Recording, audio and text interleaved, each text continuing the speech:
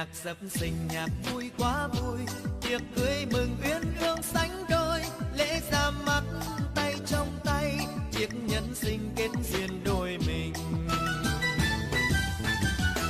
Cả hai họ đều tươi như hoa, thật rộn ràng là bao câu ca, lời ca chúc cho hai người phúc trăm năm thắm duyên nồng, mãi bên nhau cháu con đầy đà. Rộn tiếng cười người vui quá vui, rượu thơm nồng nào ta uống say, một ly nữa chúc cho duyên tình mãi xanh tươi suốt cuộc đời, vẫn bên nhau như cau với trầu.